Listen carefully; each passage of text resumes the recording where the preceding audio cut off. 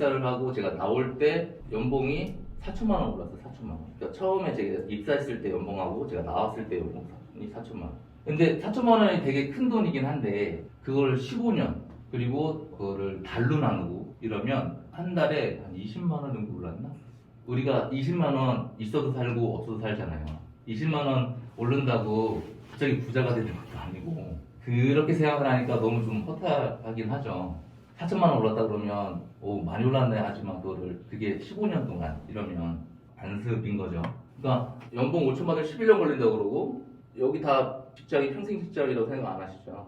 우리 같은 이제 직장인들은 연봉을 올리려면 더 올리려면 이직을 해서 내가 어떤 스킬을 더 쌓아서 이직을 해서 거기서 연봉을 더 딱 올리는 이제 그 정도가 이제 회사를 다니게 되면 연봉을 올리는 그런 수순인데 그게 사실 어렵죠. 저도 회사를 다니면서 다른 데 이제 이직을 하려고 했는데 물론 연봉은 더 받을 수 있는데 제가 거기를 출퇴근하는 교통비 빼고 뭐 이런 거 좀 빼면 그냥 여기 다니는 게 나아요. 그 생각이 들더라고요. 그게 오른 게 아니에요. 저도 그래서 한 번도 만족한 적이 없어요. 연봉은 진짜 단 한 번도. 그리고 이제 제 얘기를 잠깐만 하면 저는 진짜로 연구임대 아파트에 살았어요. 이런 얘기가 예전에는 되게 창피했거든요. 여기에 한 20년 가까이 이제 살았던 것 같아요. 이게 사실 되게 무서운 건데 연구라고 하니까 나가라고 안 하니까 내가 나가고 싶을 때 나간 거거든요. 그러면 이게 지금 생각해보면 너무 이제 이게 안 좋은 거, 그때는 이게 좋다고 생각했는데 왜냐면 나는 평생 살 수 있으니까. 근데 이것 때문에 내가 집을 안 사요. 나는 평생 여기서 그럼 살면 되는데 뭐. 근데 이 집이 좋냐? 평수 되게 작아요. 12평 이러니까 방 조그만 거 하나에 그냥 거실 겸 방 이런 거 딱 거든요. 그러니까 나는 여기 집이 있으니까 나는 그냥 여기서 살면 돼. 그냥 이렇게 생각했으니까 집을 아예 살 생각을 안 했던 거죠. 그때는 아 이거 그래 좋다라고 했는데 지금 생각해보면 이것 때문에 제가 더 이런 것들을 생각을 안 했던 것 같아요. 내 집이라도 먼저 빨리 뭘 해야지 이런 생각을 안 했던 것 같아요. 그리고 20대 때는 저는 신용불량자였어요. 이것도 사실 좀 억울하긴 해요. 제가 써서 신용불량자가 된 게 아니라 저희 이제 사촌형한테 제가 카드를 이렇게 맡겼는데 그분이 제 카드까지 막 돌려먹기 하다가 터진 거예요. 제대하고 나서 이제 대학 복학하고 이게 딱 터졌으니까 3개가 터졌거든요. 카드. 그러니까 그때 은행이 몇천 됐었어요.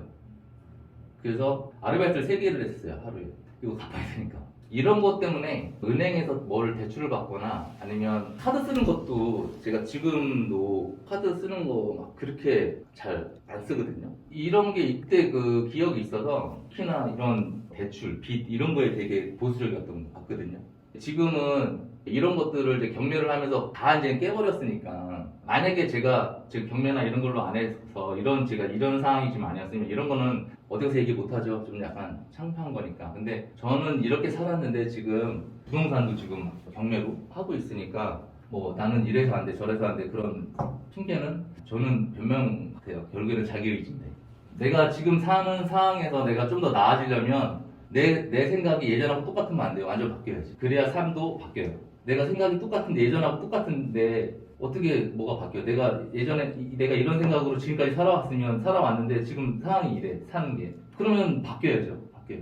우리 재테크하고 투자 방법은 굉장히 많아요. 처음에도 말씀드렸는데 이렇게 뭐 그냥 몇 개만 적어봤어요. 여러 가지가 있는데 뭐가 저는 제일 좋다 뭐 이런 거를 떠나서 이게 다 자기 스타일에 따라서 다른 거니까 저는 이제 그 중에 이제 부동산이라고 생각을 했고 그 중에 부동산 중에 저는 경매라고 생각을 했던 거예요. 특히나 경매 같은 경우는 지금은 좀 더는데 예전에는 일반 은행에서 받는 대출보다 경매로 하는 대출이 더 나왔어요. 그래서 사람들이 경매로 더 취득을 많이 하려고 경매로 많이 모였고 지금 같은 경우도 경매로 취득을 하면 자금조달 계획서 안 내요. 경매로 받으면 그거 안 합니다. 상관없어요. 자금조달 계획서는 그러니까 우리가 지금은 이 정부 들어와서 뭐가 되냐면 내가 집을 사면 자금조달 같은 게 어떻게 했는지 그걸 내야 돼요. 근데 이게 약간 정권마다 이게 교체가 이번에 이제 문재인 정권이 이제 이런 걸 해놓은 거죠. 그래서 금액이 좀 큰 아파트 같은 경우는 조금 더 모니터링을 하고 특히나 서울 같은 데는 그런데 널널하게 보는 데들도 있어요. 좀 약간 지방이나 이런 데는 근데 예를 들어서 서울에 내가 어떤 집을 그 일반 매매로 사면 자금조달 계획서를 다 내야 되거든요. 그럼 꼼꼼하게 다 봐요. 근데 경매로 취득을 하면 그거 안 해도 되니까 그래서 나에게 맞는 투자 방법을 먼저 우리가 고민을 해봐야 돼요. 아까도 제가 이렇게 말씀드렸지만 이런 여러 가지 투자가 있잖아요. 여기에 뭐 주식하시는 분들도 있고 뭐 가상화폐 하시는 분들도 있을 거고 저금 하시는 분들 많을 건데 본인이 더 잘 아실 거예요. 나는 어떤 성향인지 내가 보수적인지 아니면 도전적인지 아니면 뭘 마음을 먹으면 바로 실행을 하는 사람인지 몇 번 고민을 하고 그 다음에 생각을 하고 뭐 여러 가지를 또 알아보고 막 이러면서 하는 사람인지 나는 리스크가 하나도 없어야 된다. 그리고 어떤 사람 나는 리스크가 좀 있더라도 수익을 나는 더 보는 게 좋다. 이건 다 다른 거거든요. 리스크가 없다. 그러면 없는 투자를 해야 된다면 이거 하면 돼요. 근데 저는 지질이 없는 게 저도 예전에 부동산 이거 하기 전에 저 요거 했거든요. 그 예전에 우리 1금융 말고 토마토 저축은행이라고 거기 이자 좀 더 줘 거기다 저거 적응했거든요. 망했잖아요. 그러니까 저 입장에서는 이것도 리스크가 있는 거야 이제. 이거 그때 아직도 기억나요. 그때 저는 예치금이 5천만 원 이하여가지고 다행히 그 이제 적금 이자나 이런 건 못 받은 것 같은데 그날 아직도 기억나는 게 회사에 있다가 그 뉴스 보고 거기를 갔는데 막 진짜 거기 막 사람 난리 난 거예요. 얘도 리스크 있는 거다. 저는 그렇게 생각을 해요. 얘도. 그래서 만약에 이거 하려면 5천만 원 미만으로 여러 개를 넣어야 되죠. 근데 저는 그게 오래돼서 기억이 잘 안 나는데 이자를 다 주는지는 모르겠어요. 은행보다 1% 뭐 더 준다고 여기에 해봤자 저는 그동안 이거 적금 벌던 게 아무 의미가 없는 게 되는 거예요. 그래서 여러분들도 오늘 이게 끝나고 아마 주말에 나한테 맞는 투자 방법은 어떤 게 있고 내가 뭘 잘할 수 있는지 내가 스스로 움직여서 내가 만드는 게 좋은 건지 아니면 저렇게 뭐 그냥 넣어놓고 아니면 펀드나 적금처럼 넣어놓고 나는 신경 안 쓰는 게 좋은 건지 그런 것들을 한번 생각을 해보시는 게 좋을 것 같아요. 그거부터 먼저. 무조건 뭐 경매를 해야 된다. 여기 오셨다고 경매를 해야 된다. 이게 아니라. 경매는 좀 어느 쪽인가요? 약간 리스크 면이나 아니면은 뭐 행동력 부분이나. 제가 이제 부동산을 좋아하는 이유가 어떻게 보면 그 딱 중간이에요. 뭐냐면 그 비트코인이나 주식 같은 경우는 물론 그걸로 돈 버는 사람 많이 있죠. 많이 있는데 저는 이거 하루 종일 못 보겠더라고요. 물론 그렇게 안 보는 사람도 있는데 저도 이제 주식을 한번 경험을 해봐야겠다 해서 소액으로 넣어서 한번 해봤는데 그 소액이긴 한데 사람이 그 소액이든 큰 돈이든 내 돈이 자꾸 뭐가 나가면 짜증나거든요. 그러면 이제 계속 그걸 보고 있는 거예요. 운전할 때나 뭐 할 때나. 부동산은 내가 하나를 세팅을 딱 해놓으면 그 다음부터 볼 거 없거든요. 특히나 이제 부동산은 내가 또 가서 만질 수도 있잖아요. 그냥 지나가다가 내 거 이렇게 만지고 가도 되고. 근데 주식은 만약에 뭐 이번에 제 아는 사람이 어디 했는데 뭐 상장 폐지인가 뭐 상폐 뭐 했다고 이제 그러면 이제 물어봐죠. 상폐 당하면 어떻게 되는 거지? 그냥 휴지래요. 돈 하나도 안 준대요.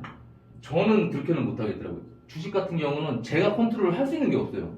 제가 이제 공부를 되게 주식으로 많이 해서 들어갈 때 나올 때를 기가 막히게 알고 이러면 컨트롤이 어느 정도 되겠지만 공부를 열심히 해서 어디를 했는데 갑자기 북한에서 미사일 쏘고 이게 지금 러시아하고 뭐가 전쟁 나고 이런 걸 제가 어떻게 알아요?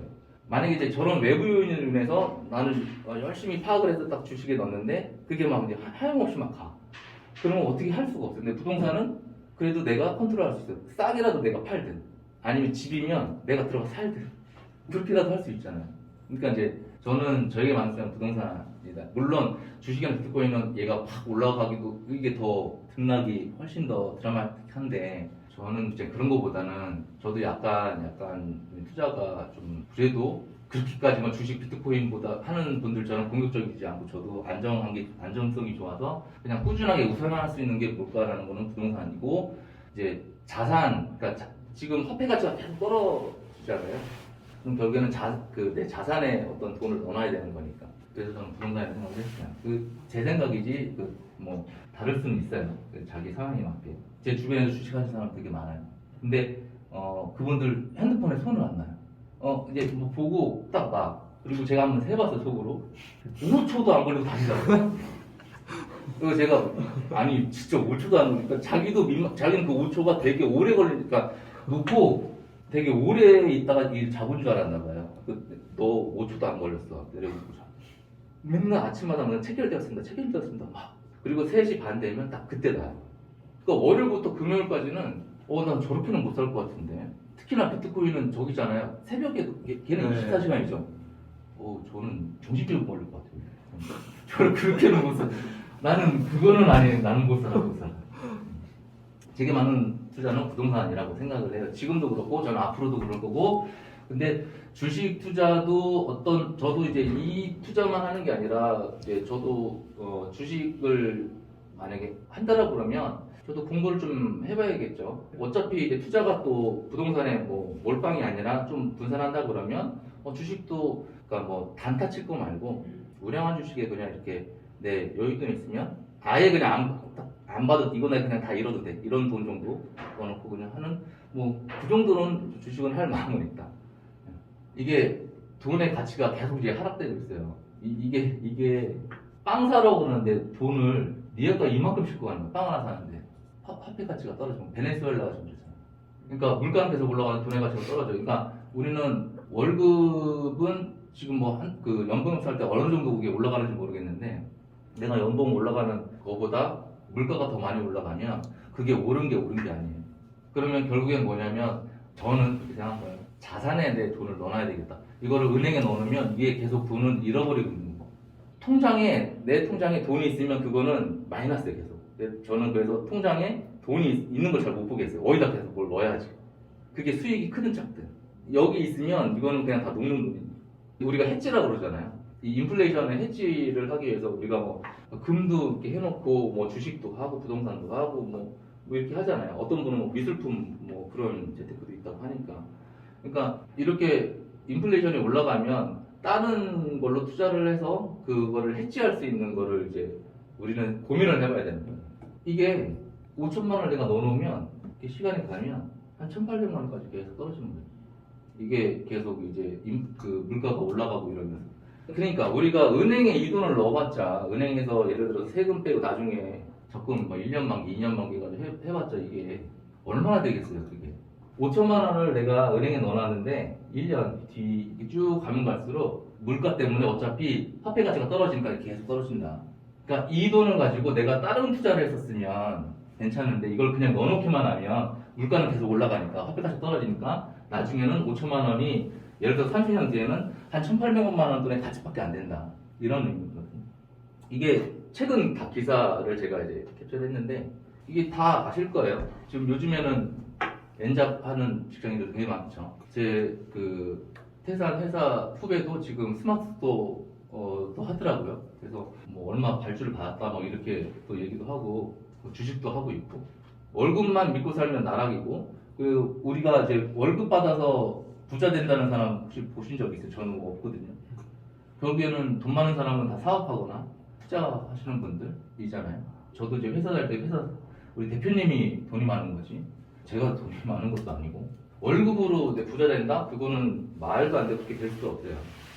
그래서 우리는 준비를 해야 된다. 준비를 지금 다들 이제 나이가 어떻게 되시는지 모르겠는데 미리 준비를 해서 그게 이제 우리가 이제 플랜을 짜야 돼요.